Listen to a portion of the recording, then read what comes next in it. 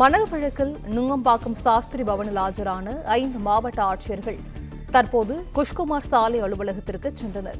கூடுதல் விவரங்களை செய்தியாளர் சரவணன் வழங்க கேட்கலாம். சரவணன், இது குறித்த விவரங்கள்.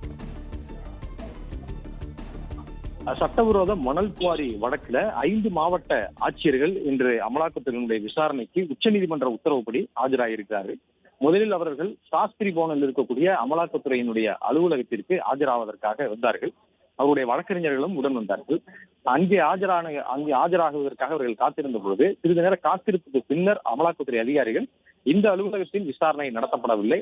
இது நுங்கம்பாக்கம் குஷ்குமார் சாலையில் இருக்கக்கூடிய சென்னை மண்டலம், அமலாக்கத்துறையினுடைய சென்னை மண்டலம் 1 என்ற அந்த அலுவலகத்துல தான் விசாரணை நடக்கிறது. எனவே இந்த அலுவலகத்திலிருந்து அந்த அலுவலகத்திற்கு செல்லுமாறு அவர்கள் கூறியதனால ஆஜரான மாவட்ட ஆட்சியர்கள் 5 பேரும் அவருடைய வழக்கறிஞருடைய காரில் அங்கிருந்து புறப்பட்டு மற்றொரு அலுவலகத்திற்கு தற்போது வந்திருக்கிறார்கள்.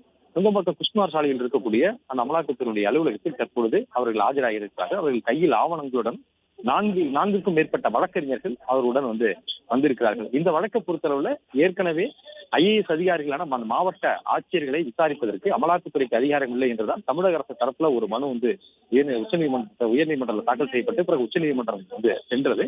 அப்பொழுது இந்த வழக்கை பொறுத்தளவுல இந்த மாவட்ட ஆட்சியர்கள் குற்றவாளிகள் அல்ல, அவர்களிடம் சில விளக்கங்களை பெற வேண்டியிருக்கிறது. அதனால்தான் சம்மன் அனுப்பி இருக்கிறோம் என்று அமலாக்கத்துறை தரப்புல தெரிவிக்கப்பட்டிருந்த நிலையில் தான் இந்த வழக்கில உச்சநீதிமன்ற உத்தரவுப்படி அவர்கள் ஆஜராகியிருக்கிறார்கள்.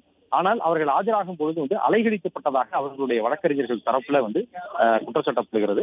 முறையான தகவல் தெரிவிக்கவில்லை என்றும் மாவட்ட ஆட்சியர்கள் ஆஜராக வரும்போது எந்த அலுவலகத்திற்கு வர வேண்டும் என்ற முறையான தகவல் தங்களுக்கு தெரிவிக்கவில்லை என்றும் அதனால் அலைகழிக்கப்பட்டதாகவும் அவர்கள் தரப்பில் கூறப்படுகிறது.